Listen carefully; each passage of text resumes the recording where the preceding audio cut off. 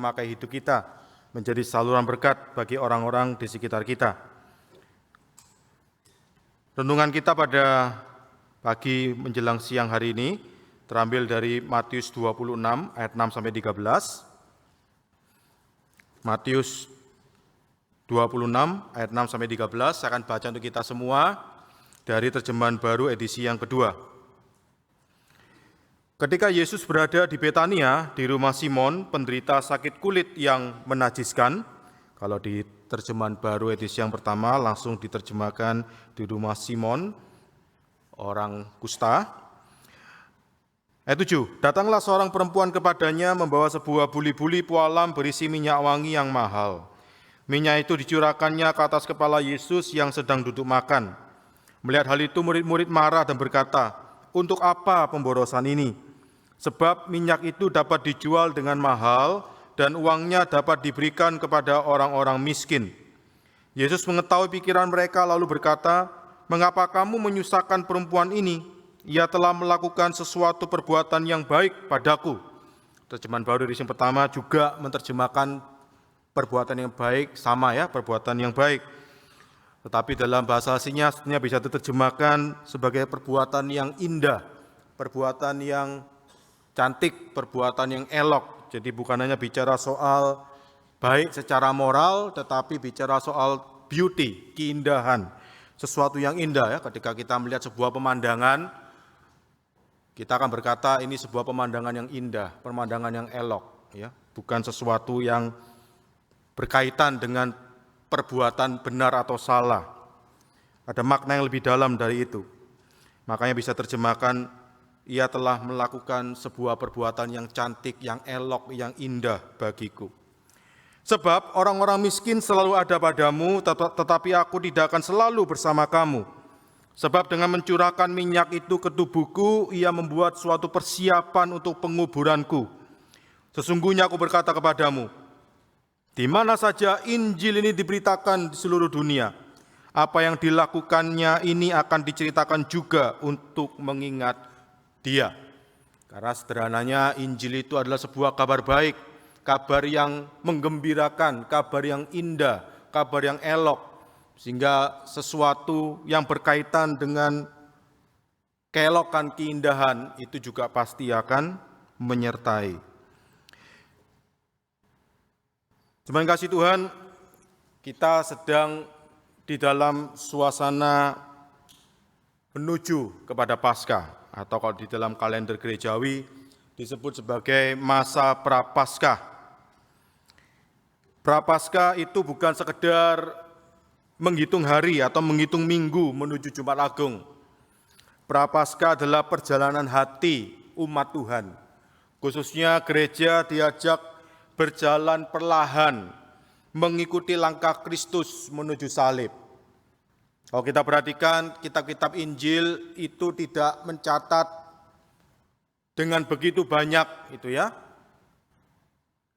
Dengan cepat saja itu bicara tentang masa kecilnya Tuhan Yesus. Tuhannya cuma dicatat 1 kali, 2 kali saja. Tetapi kemudian zooming fokus di masa-masa akhir Tuhan Yesus itu pelayanan. Perlahan untuk menunjukkan proses langkah Kristus menuju salib itu. Tidak langsung cepat begitu ya. Lahir, besar, terus kemudian disebut mati, begitu tidak.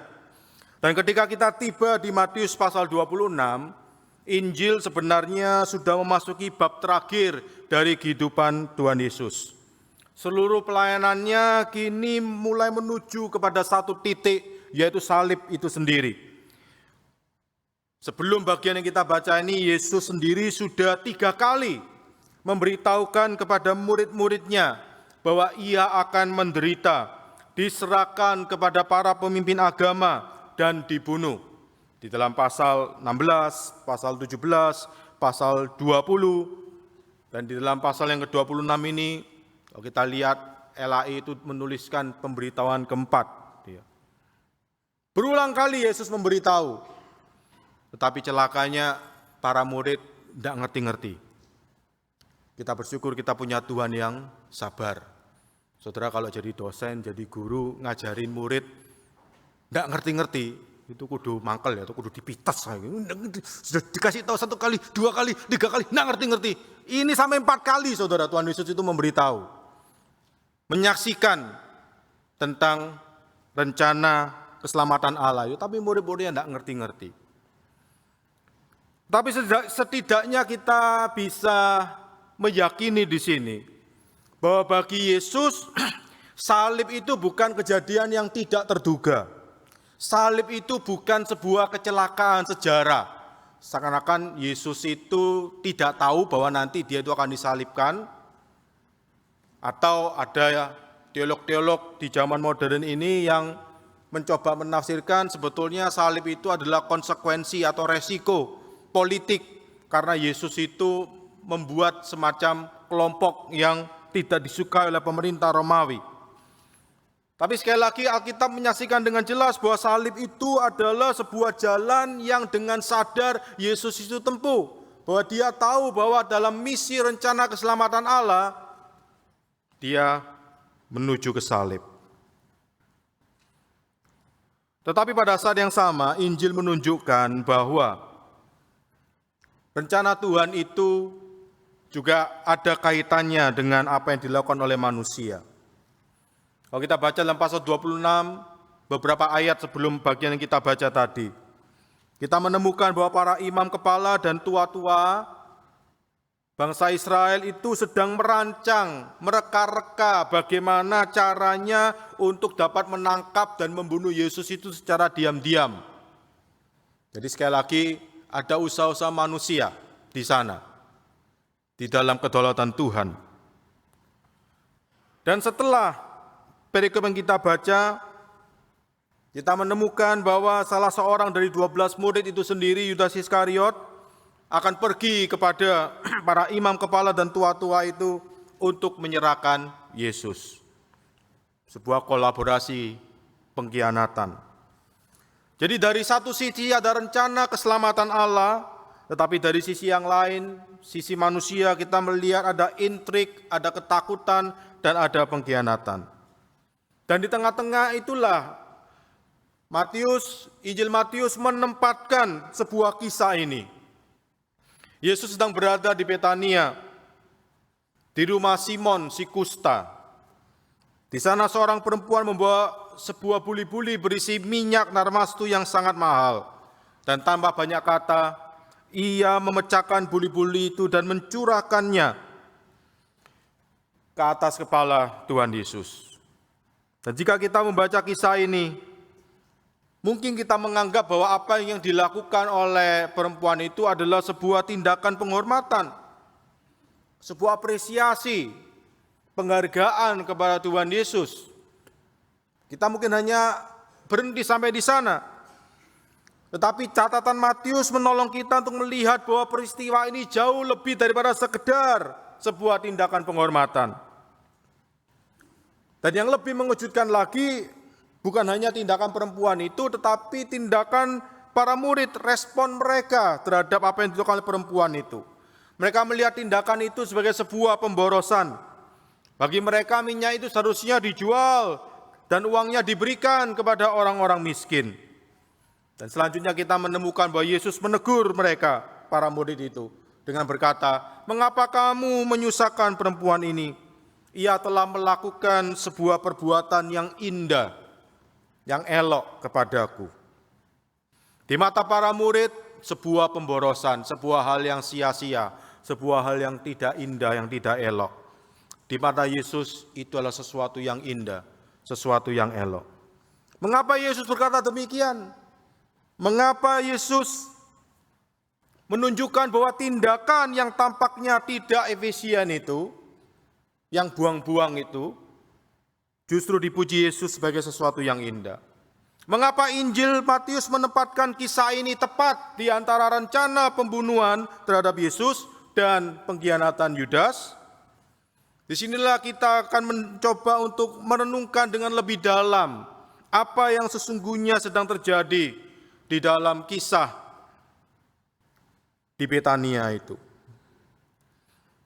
Saudara kasih Tuhan, peristiwa ini sekali lagi terjadi di Betania, di rumah Simon si kusta, yang oleh terjemahan baru edisi kedua diterjemahkan sebagai seorang penderita sakit kulit yang menajiskan. Di zaman sekarang mungkin penyakit kusta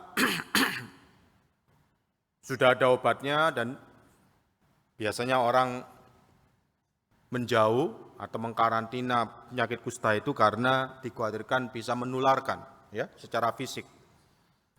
Tetapi di zaman Tuhan Yesus itu bukan hanya penularan secara fisik, tetapi juga ada kaitan dengan membuat orang-orang yang bersentuhan atau berdekatan dengan orang yang terkena penyakit kusta itu bisa secara ritual itu dianggap najis. Jadi penyakit kusta itu bukan hanya berbahaya, bisa menular secara jasmani, tetapi juga bisa membuat orang-orang yang ada di sekitarnya itu najis. Artinya apa? Tidak layak untuk datang kepada Tuhan. Nah, sehingga mereka betul-betul harus hidup terpisah dari masyarakat dan tidak dapat hidup normal di dalam komunitas. Karena bukan hanya bicara soal jasmani, tetapi juga bicara soal rohani. Tetapi kita menemukan bahwa sekarang rumah Simon itu menjadi tempat perjamuan. Kemungkinan besar Simon adalah seseorang yang pernah menderita kusta tetapi telah dipulihkan. Sangat mungkin ia pernah disembuhkan oleh Yesus, sehingga dia mengundang Yesus untuk bisa datang ke rumahnya. Dan dia menjadi tuan rumah perjamuan yang Yesus itu hadiri. Yesus sedang makan di rumah seseorang yang dahulu tersisi, rumah orang yang pernah dianggap najis, sekarang menjadi tempat perjamuan bagi Sang Mesias. Sehingga kita bisa melihat ada sesuatu yang berbeda terjadi di rumah itu. Dulu mungkin orang itu menjauh dari rumah Simon, tetapi sekarang rumah itu menjadi tempat di mana Yesus duduk makan bersama. Dan di tempat itulah seorang perempuan datang dan mengurapi Yesus. Seolah-olah Matius di sini sedang memberi kita gambaran kecil tentang misi Yesus. Ia datang untuk memulihkan yang najis. Ia datang menjangkau mereka yang tersisi dan memulihkan mereka kembali ke dalam komunitas. Sehingga boleh dikatakan adegan ini sebenarnya seperti sebuah miniatur gambaran kecil tentang berita Injil di dalam sebuah rumah. Di sana ada orang yang dahulu najis tetapi telah dipulihkan. Di sana ada perjamuan dan persekutuan bersama Yesus. Di sana ada seseorang yang hadir memberikan kasih yang mahal kepada Sang Mesias. Dan di sana juga Yesus berbicara tentang kematiannya. Seolah-olah seluruh cerita Injil itu diringkas di dalam sebuah adegan yang kecil di Betania ini. Kalau di Indonesia mungkin jarang ada jemaat yang pernah jadi pemabuk, gitu ya, misalkan. Tapi kalau di luar sana ada orang-orang Kristen yang dulunya adalah pemabuk yang kemudian percaya kepada Tuhan. Waktu menjadi pemabuk, ya pasti hidupnya itu tidak karu-karuan. Pasti hubungan keluarganya rusak. Pasti KDRT itu sering terjadi. Dan akibatnya apa ya? Banyak orang pasti menjauhi. Tidak mau untuk hidup bersama-sama atau berdekatan atau berelasi dengan orang-orang pemabuk itu tadi. Mungkin yang mau berelasi adalah orang-orang yang jual alkohol ya, supaya bisa dibeli mungkin minumannya. Tetapi banyak orang pasti akan menjauhi karena hidup seorang pemabuk itu hidup yang dianggap terlalu kacau. Suatu hari ada seorang mengajaknya ke gereja. Ia mulai mendengar tentang berita Injil. Dan pelan-pelan hidupnya itu diubahkan oleh Tuhan. Ia mulai dipulihkan, mulai membangun kembali hidupnya. Tahun-tahun berlalu dan ia bahkan mulai melayani orang lain yang bergumul dengan kecanduan alkohol. Dan orang-orang di sekitar kota itu mungkin masih akan ada yang berkata, loh orang ini dulu kan pemabuk, si pemabuk itu. Tetapi bagi gereja, ia sekarang dikenal sebagai seseorang yang hidupnya telah dipulihkan oleh anugerah Tuhan. Cuman kasih Tuhan, seringkali Injil itu bekerja seperti itu. Tuhan tidak selalu menghapus masa lalu kita. Tuhan tidak selalu menghapus dosa-dosa yang pernah kita lakukan di masa yang lalu. Tetapi Tuhan mengubah masa lalu itu menjadi kesaksian tentang anugerah-Nya, bahwa dosa sebesar apapun, tidak ada dosa sebesar apapun yang bisa menghalangi karya pemulihan Tuhan, yang bisa menghalangi anugerah Tuhan itu dinyatakan bagi setiap kita. Mungkin Simon masih dikenal sebagai Simon si kusta, Simon yang pernah kena penyakit yang menajiskan. Tetapi sekarang rumahnya menjadi tempat Yesus diterima. Disinilah kita melihat sesuatu yang penting tentang gereja. Natur gereja itu seharusnya sebagai tempat seperti rumah Simon itu. Tempat di mana orang-orang yang pernah terluka, jatuh dan tersisih dapat mengalami pemulihan oleh anugerah Kristus. Kadang-kadang tanpa sadar gereja bisa berubah menjadi tempat bagi orang-orang yang merasa hidupnya itu sudah rapi dan benar. Gereja seakan-akan hanya tempat bagi orang-orang yang suci tanpa dosa, orang-orang yang sudah sempurna. Tetapi berita Injil mengingatkan kita bahwa gereja pada dasarnya adalah sebuah komunitas orang-orang yang telah dipulihkan, yang sedang dipulihkan oleh kasih karunia Tuhan. Gereja seharusnya bukan menjadi museum bagi orang-orang yang sempurna, tetapi rumah sakit bagi orang-orang berdosa yang sedang dipulihkan. Dan ketika seseorang itu mengalami pemulihan oleh Kristus, seringkali justru kehidupan orang seperti itulah yang memancarkan kasih yang tulus kepada Tuhan yang sudah bekerja terlebih dahulu di dalam hidupnya. Itulah terjadi di Betania. Rumah seorang yang dulu dianggap najis, sekarang menjadi tempat perjamuan bagi Sang Mesias. Dan di rumah itu pula, seorang perempuan datang membawa persembahan yang sangat mahal bagi Yesus. Cuman kasih oleh Tuhan, Injil itu sering dimulai di tempat yang tidak terduga. Yesus tidak pernah memulai karyanya itu di rumah orang yang sempurna, karena Ia datang bagi orang yang berdosa. Ia selalu memulai di hidup yang telah dipulihkan. Itulah gambaran kabar baik itu sendiri. Kristus datang untuk memulihkan yang najis, menjangkau yang tersisih, dan membawa mereka kembali ke dalam persekutuan dengan Allah. Dan tidak lama lagi, di dalam kisah di Injil Matius ini, Sang Mesias itu sendiri akan pergi ke salib, memikul kenajisan dosa dunia, supaya manusia berdosa itu dapat dipulihkan dan kembali kepada Allah. Itulah yang menjadi berita ketika Matius mencatat bahwa Yesus itu hadir di rumah Simon, seorang kusta, seorang yang berpenyakit yang menajiskan. Dan di dalam konteks itulah kita melihat seorang perempuan datang mengurapi Tuhan Yesus dengan minyak. Minyak ini sangat berharga.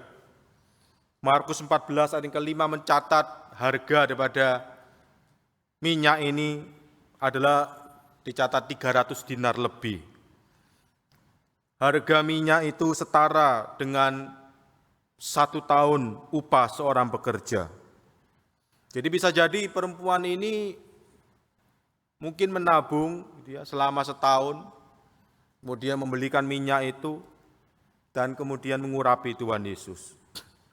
Dan Injil Matius tidak mencatat bahwa perempuan ini berkomentar terlebih dahulu. Kalau kita tahu di dalam konteks zaman sekarang, ketika kita mau memberikan apresiasi, seringkali kan kita memberikan semacam kata-kata pengantar begitu ya. Saya sangat berterima kasih atas ini gitu ya. Karena itu mohon bisa menerima dan seterusnya. Perempuan ini tidak berbicara panjang. Ia juga tidak memberikan penjelasan. Ia hanya membuka buli-buli itu dan mencurahkan minyak tersebut ke atas kepala Tuhan Yesus. Ia tidak menakar. Ia tidak menyisakan sedikit. Saya tuangkan semua, amber nanti eman gitu ya. Wis separuh aja lah, cukup lah gitu. Dia tidak hitung-hitungan. Karena memang kasih yang memberi itu adalah kasih yang tidak menghitung. Tapi kita menemukan bahwa para murid itu menjadi gusar. Di dalam terjemahan LAI dikatakan menjadi marah, menjadi emosi. Jadi yang ngasih persembahan itu seorang perempuan, ya, memberikannya tanpa hitung-hitungan, yang marah malah murid-muridnya Tuhan Yesus. Yang hitung-hitungan malah murid-muridnya Tuhan Yesus. Mereka berkata, untuk apa pemborosan ini? Untuk apa sesuatu yang sia-sia ini dilakukan? Menurut mereka minyak itu bisa dijual dan uangnya diberikan kepada orang miskin. Kalimat itu terdengar rohani. Dan memang betul, kepedulian kepada orang miskin itu adalah nilai penting di dalam kehidupan umat Allah.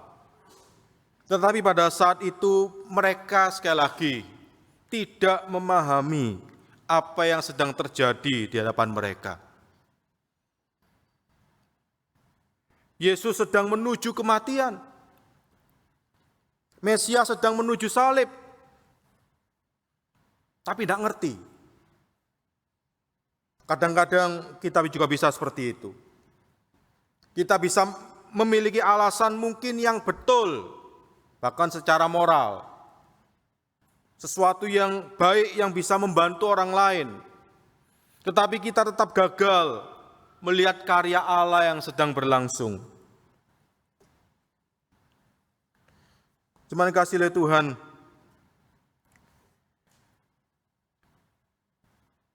kasih sering bekerja melebihi apa yang kita pikirkan, apa yang kita perhitungkan. Perempuan di Betania itu melihat Yesus dengan cara seperti itu. Ia tidak duduk menghitung nilai minyak warna narwastu itu. Ia tidak berkata, apakah ini kebanyakan, apakah ini terlalu mahal. Ia hanya tahu satu hal, Yesus layak menerima yang terbaik. Ketika kita bicara soal kasih yang tulus, kasih yang tulus itu pasti tidak akan berhitung-hitung. Di bagian pertama saya berikan contoh, saudara katakanlah saya ini kena penyakit kanker stadium 10 misalkan ya, kalau ada misalkan. Tidak ada dokter yang bisa mengobati saya.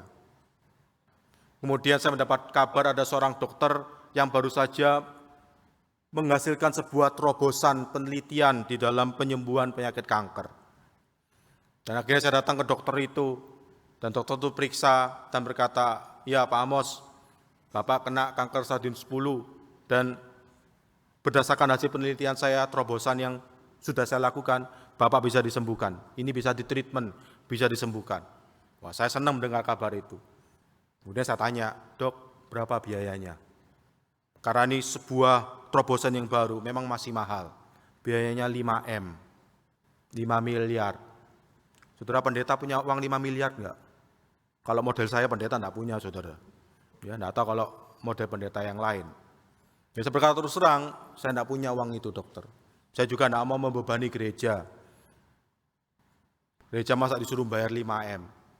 Jemaat masa disuruh urunan 5M. Terima kasih dokter, ada kabar yang baik, tapi saya tidak sanggup untuk membiayai. Tetapi dokter itu kemudian berkata, oh Pak Amos, saya bingung. Saya tetap mau treatment Pak Amos, saya lakukan semua itu dengan gratis. Bapak tidak usah keluar uang sebesar apapun. Dan betul, saya di treatment, dilakukan, semua itu dilakukan dengan gratis. Akhirnya saya sembuh. Bersih saya. Beberapa tahun kemudian, ya, dokter ini kemudian telepon saya, tidak ada angin, tidak ada hujan, telepon saya. Dia berkata, Pak Amos, saya ini nanti minggu depan itu ada sebuah konferensi di Malang, ya, sekitar 5 hari. Saya ini tidak pernah ke Malang, jadi saya ini takut kesasar. Dia, boleh tidak minta tolong? Nanti saya itu datangnya di bandara di Malang itu jam sekian, boleh tidak minta tolong saya dijemput? Sekalian boleh tidak minta tolong saya itu diinapkan di tempat penginapan yang dekat tempat konferensi itu. Pak Amos kan pasti tahu ya daerah-daerah itu, sehingga bisa tolong bantu saya carikan hotel yang dekat. Nah, saya malam-malam penting saya datang tempat istirahat dan saya tidak jauh pergi ke tempat konferensi itu. Nah, ketika dokter itu telepon ke saya, minta tolong saya seperti itu, saya mau tanya Bapak Ibu Tuhan, apakah akan muncul di dalam hati saya pikiran, ini dokter ini tidak tahu diri, sudah besar kok tidak bisa lakukan sendiri, nggak tahu ya ketua STT itu juga repot gitu. Jadi ketua STT itu berat loh, rambutnya sampai putih semua kayak gini ini gitu ya. Ini dokter tidak tahu diri, kan di bandara itu kan ada taksi, ya tinggal di bandara kan nanti datang aja ke counter taksi, begitu bilang mau kesini berapa biaya sudah selesai. Sekarang aplikasi untuk cari hotel itu banyak. Ada booking.com, ada Agoda, ada Traveloka. Ngapain kau minta tolong sama orang lagi? Kan bisa cari sendiri di aplikasi. Sudah besar kayak gitu, dokter lagi.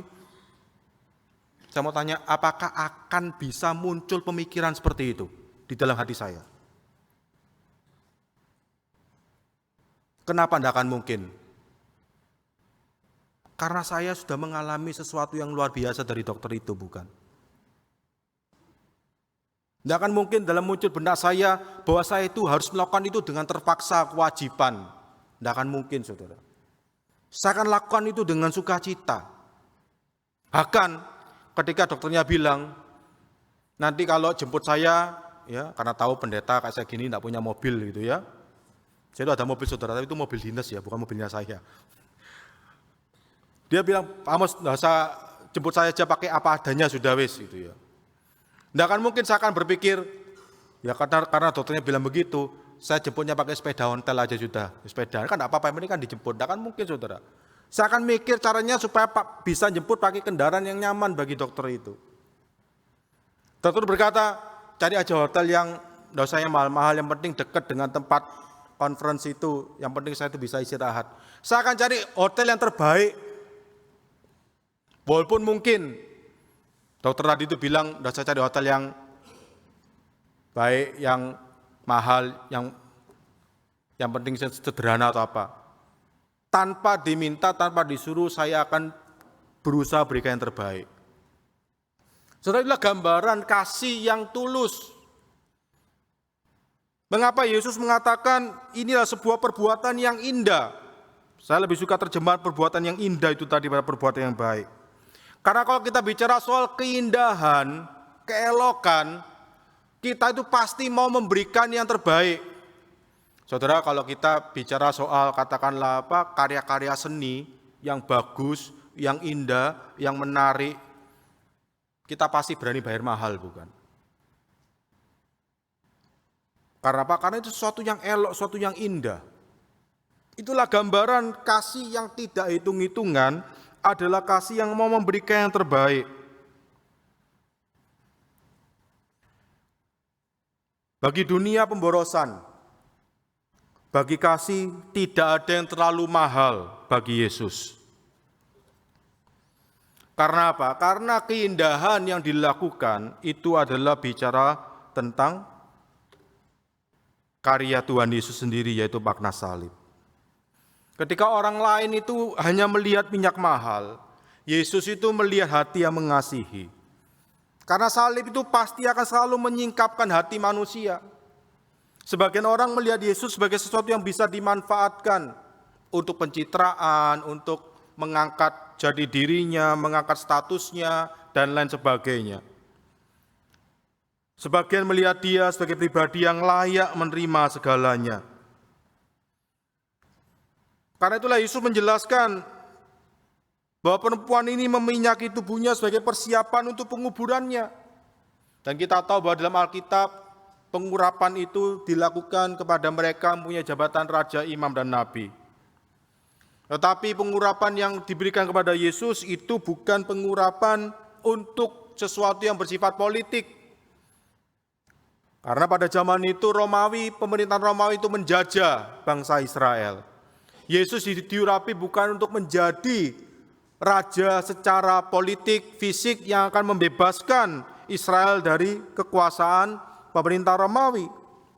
Ia adalah Mesias yang diurapi untuk menuju salib, mengerjakan karya keselamatan untuk membebaskan manusia dari belenggu dosa. Mengapa Yesus menyebut apa yang dilakukan perempuan ini adalah sesuatu yang indah? Setidaknya ada 3 dimensi. Yang pertama, kasih yang dilakukan oleh perempuan adalah kasih yang total. Ia tidak menyisakan sedikit pun minyak itu. Ia mencurahkan seluruhnya. Kasih yang indah itu tidak selalu efisien. Kasih itu sering terlihat berlebihan di mata orang yang lain.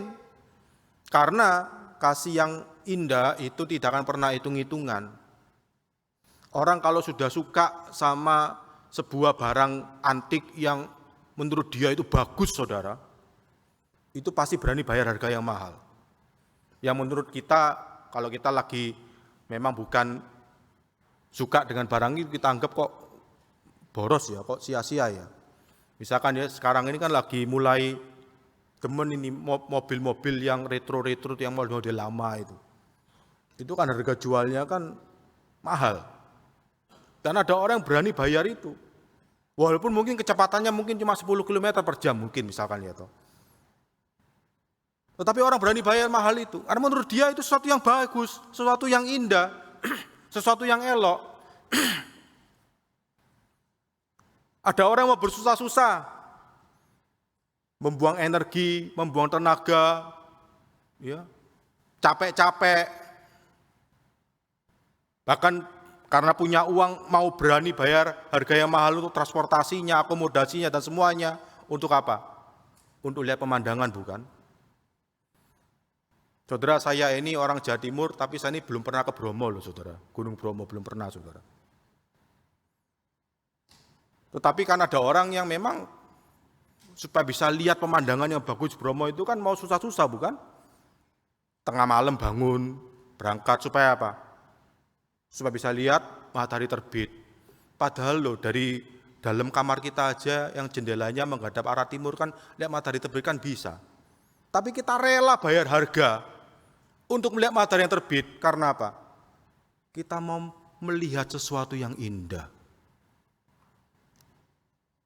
Kasih kita, kesukaan kita kepada sesuatu yang indah itu tidak akan hitung-hitungan, saudara. Itu bahkan akan mendatangkan sukacita bagi kita. Kalau kita tidak hati-hati seringkali di dalam pelayanan kita, kehidupan kita bergereja, kita itu tidak melihat apa yang kita lakukan itu, apa yang kita kerjakan buat Tuhan, itu adalah sesuatu yang elok, sesuatu yang indah. Kalau kita itu hanya melihatnya menjadi sesuatu yang benar atau salah, saudara, tidak heran banyak orang Kristen itu kehilangan sukacita. Karena apa?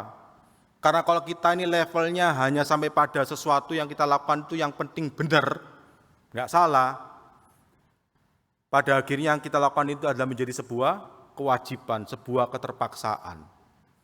Sesuatu yang dilakukan dengan terpaksa, saudara, tidak akan mungkin mendatangkan sukacita. Anda percaya ya? Tadi di ibadah 1 juga saya berikan tes ini ya. Coba suami istri yang duduk sama-sama gitu ya.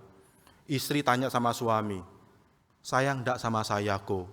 Sayang enggak sama saya sweetheart? Sayang enggak sama saya honey? Suami tak kasih tahu jawabannya, tak ajarin jawablah begini, wis kadung. Ayo, istri ketika mendengar jawaban itu jawaban yang indah enggak? Jawaban yang elok enggak? Artinya wis kadung itu apa? Ya karena sudah terlanjur kawin sama kamu. Kalau enggak kawin sama kamu, ngapain saya tuh sayang sama kamu? Artinya itu kita lakukan dengan terpaksa. Bagi orang yang bukan orang Surabaya, wis kadung itu arti bahasa Indonesianya itu sudah terlanjur. Terlanjur nikah sama kamu. Nah, enak bukan? Semua yang kita lakukan dengan terpaksa, saudara, itu bukan kasih yang sejati, saudara. Itu cuma kewajiban.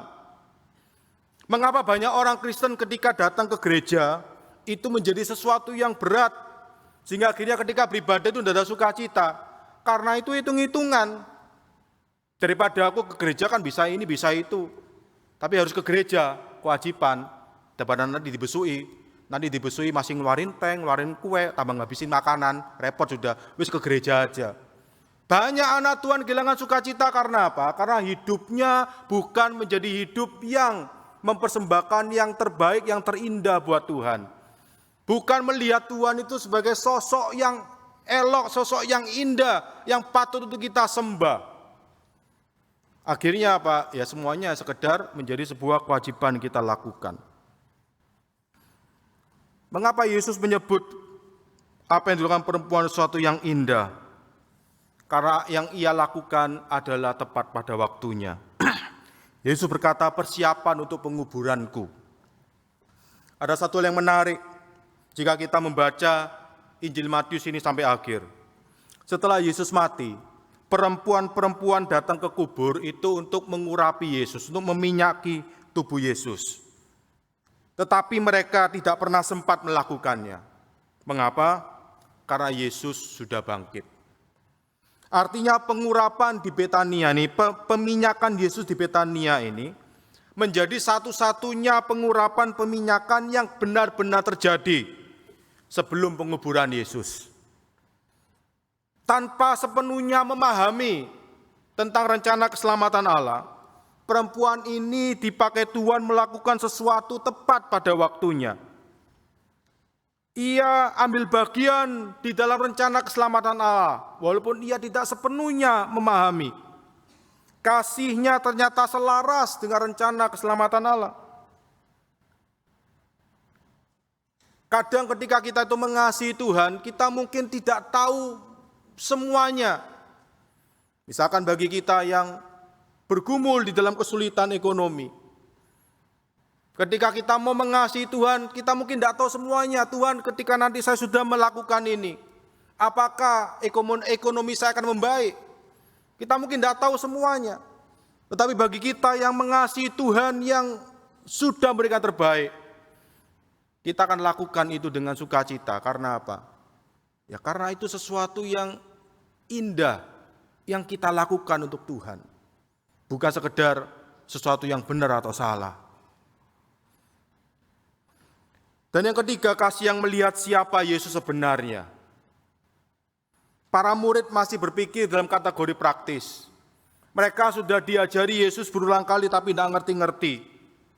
Tetapi justru perempuan ini yang pada konteks zaman itu dianggap sebagai makhluk yang lebih rendah daripada pria. Jadi orang-orang pria Yahudi itu kalau berdoa itu salah satu doanya mereka bersyukur karena mereka itu diciptakan bukan sebagai seorang wanita. Dianggap mempunyai intelek yang lebih rendah daripada pria. Tetapi di dalam anggapan-anggapan seperti itulah, perempuan itu justru bertindak seperti seseorang yang melihat Yesus jauh melampaui harga minyak itu. Bagi dia, Yesus itu layak menerima yang terbaik. Ini sesuatu yang penting di dalam kehidupan rohani. Seringkali dunia itu mengukur segala sesuatu dalam logika efisiensi. Berapa manfaatnya, berapa hasilnya, apakah itu praktis. Tetapi cinta Tuhan kepada kita dan respon kita terhadap cinta Tuhan itu tidak akan bisa diukur dengan cara seperti itu. Ada tindakan kasih bagi dunia tidak masuk akal, tetapi itu justru indah di hadapan Tuhan. 1 Korintus pasal yang pertama menjelaskan, bagi orang Yunani salib itu adalah sebuah kebodohan. Bagi orang Yahudi itu sebuah batu sandungan. Kenapa? Karena cinta Tuhan kepada orang berdosa yang sampai pada akhirnya dia itu datang ke dalam dunia, mati di kayu salib, itu adalah sebuah kebodohan bagi orang Yunani. Kenapa? Kok muter-muter ya Tuhan itu? Kok cari jalan yang gampang itu bisa dilakukan, kenapa kok cari jalan yang susah? Lah bodoh toh. Saudara katakanlah, saya kalau pakai Google Map begitu ya, dikasih tahu jalan menuju ke GKA Elion Satelit, dikasih jalan yang lempeng gitu ya, yang lurus, yang buat saya itu bisa cepat sampai, yang tulisannya itu cuma 5 menit begitu. Tapi di peta itu kemudian saya lihat ada jalan yang muter, itu ternyata sampai ke GKA Elionnya itu 50 menit. Jadi 10 kali lebih lama. Kemudian ternyata saya pilih jalan yang 50 menit itu. Bodoh enggak saya? Ayo jujur. Apa sungkan pendeta kok digobloki itu? Saudara, bagi orang dunia itu bodoh. Mau ada yang 5 menit langsung sampai kok milih jalan muter-muter. Bukankah itu yang dilakukan Tuhan, bukan ketika membawa Israel keluar dari Mesir? Ada jalan yang lebih cepat ke tanah Kanaan, tapi Tuhan pilih muter. Tuhan sudah berkata ketika Adam dan Hawa jatuh dalam dosa, bahwa keturunan dari perempuan yang meremukkan kepala ular. Tetapi itu nunggu sampai ribuan tahun, baru itu menjadi kenyataan. Yesus sendiri berkata akan datang segera. Ini sudah 2000 tahun lebih tidak datang-datang. Tuhan memilih proses yang lama. Bagi kita ini bagi dunia ya sebuah hal yang bodoh ini. Mau bisa cepat kenapa enggak? Apalagi konteks zaman sekarang semua itu kok bisa dibuat instan. Karena itulah seringkali kalau kita tidak hati-hati di dalam kehidupan bergereja, kita pun ingin semuanya itu kok bisa semua cepat gitu ya. Misalkan ada seorang yang dulunya ngamuan gitu ya. Kemudian setelah percaya Tuhan Yesus, minggu depannya itu langsung jadi sabar gitu ya. Sebelum percaya Tuhan Yesus disenggol titik langsung nunjuk gitu ya.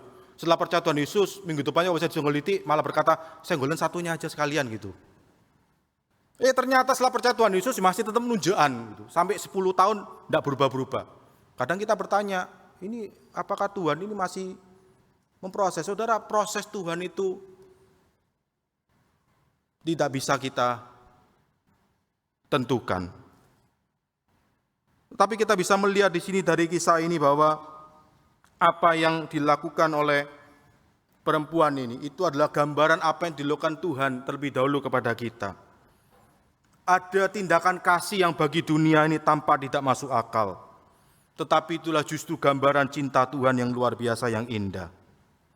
Dan kalau kita tidak hati-hati di dalam kehidupan kita bergereja, kita seringkali mungkin merencanakan pelayanan kita itu menunggu kalau ada dana yang tersedia. Jika uangnya cukup, pelayanan disediakan. Jika tidak, pelayanan itu tidak diadakan. Saya berkata demikian bukan berarti hikmat dan tanggung jawab keuangan itu tidak perlu, penting. Tetapi ada kalanya kita tanpa sadar mulai berpikir bahwa pelayanan itu hanya mungkin sejauh dana itu memungkinkan. Kita menunggu semua sumber daya ada dulu, baru kemudian kita berani melangkah. Alkitab justru melihat pola yang berbeda. Tuhan kadang memberi kepada kita tuh visi terlebih dahulu. Kemudian umat Tuhan belajar melangkah dengan iman. Bahkan ketika mereka itu belum melihat semua sumber daya yang diperlukan. Perempuan ini tidak hitung-hitungan, nanti kalau saya sudah berikan semuanya ini, terus gimana kalau saya butuh? Dari mana saya bisa dapat minyak ini mahal? Dia tidak memikirkan itu. Kenapa? Karena dia memberikan terbaik bagi Tuhan. Sehingga tidak heran di mata dunia langkah seperti itu bisa terlihat tidak efisien, terlalu beresiko, bahkan mungkin tidak masuk akal. Tetapi seringkali cinta dan ketaatan kepada Tuhan itu memang tidak selalu dimulai dengan semua perhitungan yang sudah lengkap. Semua itu sudah dihitung, tidak mesti. Bahkan perempuan ini tidak sepenuhnya memahami tentang rencana keselamatan yang sedang dikerjakan oleh Yesus itu sendiri. Sehingga Yesus harus menjelaskannya. Kadang-kadang kasih itu dimulai dengan keberanian untuk memberi dan melangkah terlebih dahulu. Karena kita percaya bahwa Dia yang memanggil itu akan memelihara. Saudara, kalau kita tidak hati-hati, termasuk ketika kita bicara soal perpuluhan, itu adalah bicara soal kasih yang hitung-hitungan dengan Tuhan. Tuhan sudah kasih 1/10 loh ya, yang 90% itu jatah saya loh ya. Jangan diotek-otek Tuhan. Ojo geragas-geragas loh Tuhan. Seringkali kita bisa menjadikan itu sebagai hitung-hitungan kita kepada Tuhan. Ketika kita mulai bertanya, apakah perpuluhan itu wajib? Itu artinya kita sudah mulai hitung-hitungan kepada Tuhan. Saudara, kalau kita itu melihat sesuatu yang indah, sesuatu yang mengagumkan, kita tidak akan bertanya, saya wajibnya bayar piro. Mau berapapun itu, supaya kita bisa menikmati sesuatu yang indah itu, mengalami sesuatu yang luar biasa itu kita akan lakukan dengan sukacita. Kalau kita perjalanan iman kita itu hanya bicara soal mana yang benar, mana yang salah, kita belum sungguh-sungguh menikmati apa artinya kita itu dicintai oleh Tuhan. Kita itu dicintai oleh Tuhan bukan karena kita itu melakukan sesuatu yang benar. Bahkan justru ketika kita berdosa, tidak karu-karuan, semua salah di hadapan Tuhan, Tuhan tetap mengasihi saudara, bahkan datang untuk menyelamatkan kita. Karena itulah yang menjadi pertanyaan kita. Ketika kita itu benar-benar melihat salib,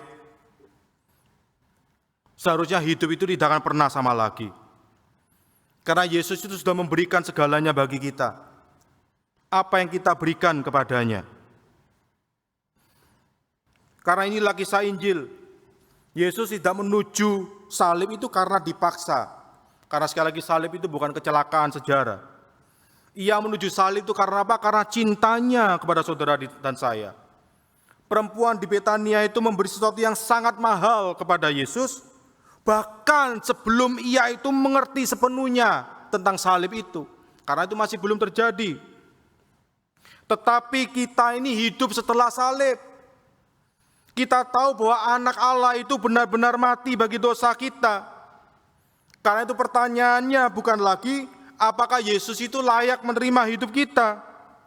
Pertanyaannya adalah bagaimana mungkin kita itu tidak mengasihi Dia yang telah memberikan dirinya sepenuhnya bagi kita. Seperti tadi, bagaimana mungkin saya itu tidak membalas cinta kasih dari dokter yang sudah menyembuhkan saya dengan gratis itu tadi. Kita mungkin tidak membawa minyak tarwastu hari ini, tetapi kita bisa membawa waktu kita bisa membawa perhatian kita bisa membawa hidup kita. Apakah Kristus menerima yang terbaik dari hidup kita atau hanya sisa-sisanya saja? Karena sekali lagi, seperti perpuluhan itu hanya bisa menjadi sisa-sisa kita buat Tuhan. Karena setelah 90% itu untuk kita, ya sudah sisanya 10% itu untuk Tuhan. Ketika seseorang itu benar-benar melihat salib, hidupnya itu tidak akan lagi sama. Perhitungan berubah menjadi ucapan syukur. Saudara, kalau mensyukuri sesuatu, saudara tidak akan hitung-hitungan. Kewajiban itu berubah menjadi sukacita. Saudara, ketika datang ke gereja adalah untuk menikmati hadirat Tuhan yang indah itu. Saudara tidak akan merasa itu sebagai sebuah kewajiban yang memaksa saudara. Melainkan sesuatu yang mendatangkan sukacita. Karena apa?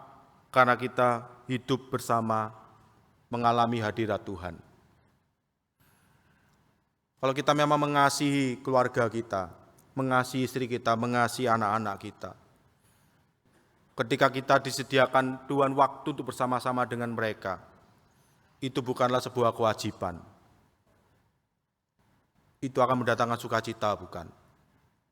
Jangan sampai ada sebuah cerita, ada seorang anak mengumpulkan uang, papanya itu bekerja sebagai seorang pengacara. Setelah uangnya terkumpul menurut dia cukup, dia datang kepada papanya. "Pak, ini ada uang untuk papa. Saya minta waktunya papa 2 jam. Ya, karena pengacara sejamnya itu katakanlah $500 gitu ya. Dia kumpulin sampai $1.000. Kemudian minta beli waktunya papa $1.000. Saudara, apakah hubungan kita dengan Tuhan seperti itu? Seakan-akan kita ini harus melakukan sesuatu, terpaksa kita ini untuk lakukan untuk Tuhan supaya kita bisa ketemu Tuhan. Dan kalau kita tahu kondisi keluarga itu kan menyedihkan, bukan, kalau sampai terjadi seperti itu. Tuhan tidak pernah lakukan itu kepada kita, tapi seringkali itu yang kita lakukan kepada Tuhan. Ketika kita benar-benar melihat salib, hidup itu tidak akan pernah sama lagi. Agama itu berubah menjadi sebuah penyembahan.